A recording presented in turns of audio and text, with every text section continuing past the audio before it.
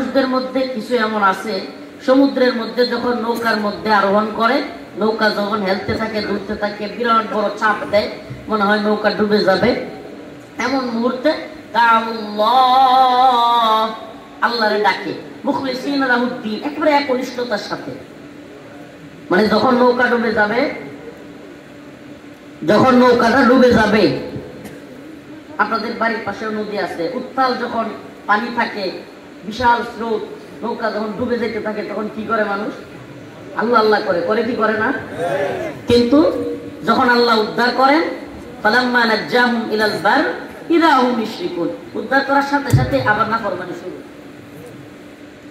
উদ্ধার করার সাথে সাথে নাফরমানি শুরু হয়ে যায়। নাউযুবিল্লাহ।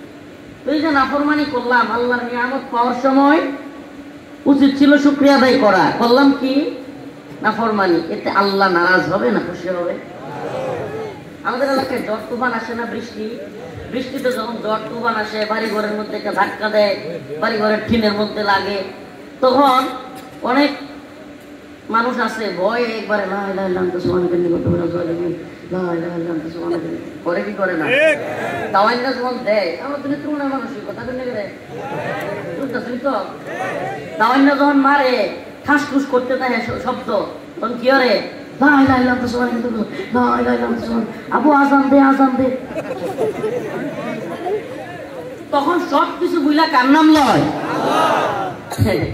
যখন তুফানটা টাইম গেছে, শিলাও বন্ধ হয়ে গেছে, এটা ফিরে গেল। শয়তানিটা কার লগে কমলো, এটা ফরমানিটা। فإذا ركبوا في الفلك دعوا الله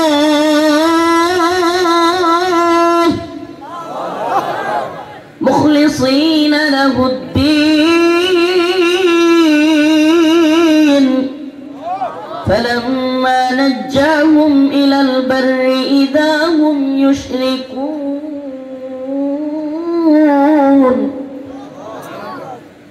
আল্লাহ রাব্বুল আলামিন বলেন, আমি যখন নিয়ামত দেই, বিপদ থেকে তোমাকে উদ্ধার করি, বিপদে পড়ার সময় তুমি আল্লাহ আল্লাহ করো, দাউল্লাহ, তুমি ডাকো মুখলিসিন লাহুদ্দিন, একনিষ্ঠতার সাথে আল্লাহরে ডাকো। ফালাম্মা নাজ্জাহুম ইলাল বার, কিন্তু যখনই আমি তোমাকে নদী পার করে দেই, সমুদ্র থেকে বাঁচায়া দেই, ইযা হুম ইউশরিকুন, আল্লাহর নাফরমানি শুরু করো। ঠিক, এটা করা যাবে না। তাইলে ওয়ালা তুসআলুন্না ইয়াওমা ইদিন আনিন নাঈম, আল্লাহ পাক আমাদেরকে প্রত্যেক নিয়ামতের ব্যাপারে জিজ্ঞাসা করবে।